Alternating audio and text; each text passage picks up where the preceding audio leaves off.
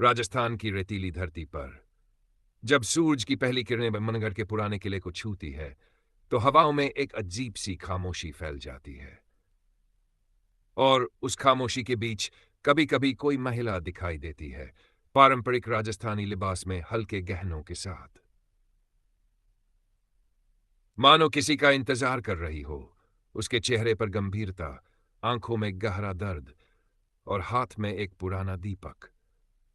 कहते हैं ये वही है, राजकुमारी रत्नावती, जो अपने अधूरे प्रेम और राज्य की मर्यादा की कहानी इस किले की दीवारों में छोड़ गई।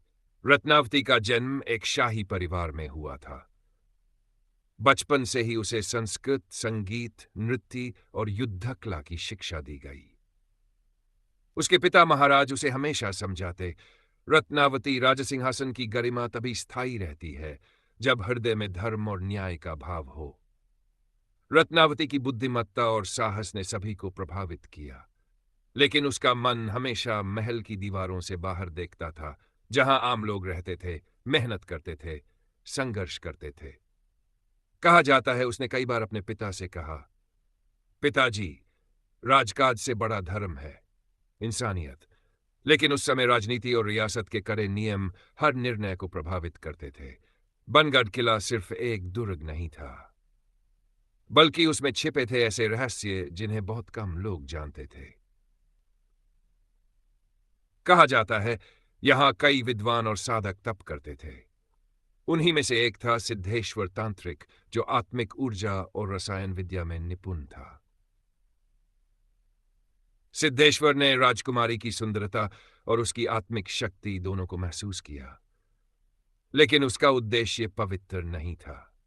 वह चाहता था कि राजकुमारी उसके साथ मिलकर किले की मंत्र शक्ति को अमर करे, पर रत्नावती ने उसे ठुकरा दिया। राजकुमारी रत्नावती ने साहस और बुद्धिमत्ता से सिद्धेश्वर के षड्यंत्र को नकार दिया। कहा जाता है कि उसी समय उसने तांत्रिक से कहा, सच्चाई और धर्म ही हमारी शक्ति है, कोई जादू या तंत्र हमें बदल नहीं सकता। कुछ साल बाद बनगढ़ पर पड़ोसी राज्य ने हमला किया।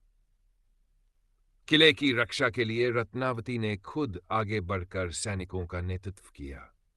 उसने अपनी बुद्धि और साहस से किले को कई बार बचाया, लेकिन अंततः भारी संख्या में दुश्मनों के आगे वह अकेली पड़ गई। अंतिम समय में राजकुमारी ने अपने जीवन का बलिदान देकर किले की रक्षा की। उसने अपने सैनिकों से कहा, जब तक सच्चाई जानी नहीं जाएगी, मेरी आत्मा यहां भटकेगी नहीं, बल्कि इस भूमि की रक्षा करेगी। सालों बाद जब पुरातत्व विभाग ने बनगढ़ में खुदाई की, तो एक पुराना संदूक मिला जिसमें चिट्ठियां और दस्तावेज थे। इन दस्तावेजों में रत्नावती ने लिखा था, मैं श्राप नहीं, इतिहास की रक्षा हूं। मेरी कहानी सिर्फ भय नहीं, बल्कि प्रेरणा है। एक आधुनिक शोधकर्ता रीना ने इन चिट्ठियों और किले का अध्ययन किया। वह जानना चाहती थी कि क्या ये सिर्फ लोक कथा है या इसमें वास्तविकता छिपी है। रीना ने अपने कैमरा और रिकॉर्डर के साथ किले का दौरा किया। जैसे ही वह मंदिर और पुराने हिस्सों में गई, उसने देखा कि दीवारों पर अब भी तांत्रिक की खुदी हुई निशानियां हैं। रिकॉर्डिंग में हल्की आवाज आई, अस्पष्ट लेकिन स्पष्ट लग रही थी, यहां क्यों आई हो। रीना ने महसूस किया कि यह सिर्फ हवा या तकनीकी गड़बड़ी नहीं थी। उसने कैमरे में फोटो ली, दीपक जलाया और नोट्स बनाते हुए किले के हर एक तस्वीर में कुछ ऐसा दिखाई दिया। एक स्त्री का हल्का सा परछाई रूप जो पारंपरिक राजस्थानी पोशाक में थी। रीना को लगा यह वही रत्नावती हो सकती है। रीना ने किले में रात बिताई। उसने अपनी टीम को बुलाया और ड्रोन कैमरे से किले के ऊपरी हिस्सों का निरीक्षण किया। कुछ चिलमिलाती आकृतियां, हल्की परछाई और हवाओं में धीमे सरसराहट, सब कुछ रिकॉर्ड हुआ। रीना ने महसूस किया कि यह डरावनी नहीं, बल्कि सच्चाई की उपस्थिति थी। रीना की रिपोर्ट में लिखा गया, यहां कोई भय नहीं, बस इतिहास की गूंज है। राजकुमारी की कहानी हमें याद दिलाती है कि बलिदान, बुद्धि और धर्म की शक्ति हमेशा जीवित रहती है। आज भी बनगढ़ किले में सूरज ढलते ही लोग दीपक जलाते हैं। बच्चों की हंसी, पर्यटकों का आगमन, और स्थानीय लोग अपनी श्रद्धा के साथ यहां आते हैं। राजकुमारी की आत्मा अब डर का कारण नहीं, बल्कि संरक्षक के रूप में देखी जाती है।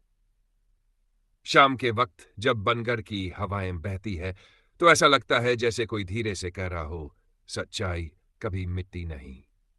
रत्नावती की कहानी सिर्फ एक दंतकथा नहीं, बल्कि उस सत्री की याद है जिसने अपने राज्य की मर्यादा के लिए अपना सब कुछ न्योछावर कर दिया। हर रहस्य का एक सच होता है, पर वह सच तभी सामने आता है जब हम उसे समझने की हिम्मत रखते हैं। और हाँ, अगर आप भारतीय इतिहास, वीरता और शौर्य की कहानियों में रुचि रखते हैं, तो हमारे इंडियन आर्मी चैनल को सब्सक्राइब करें। यहाँ आपको हर हफ्ते ऐसे ही प्रेरणादायक और साहसिक वीडियो मिलेंगे।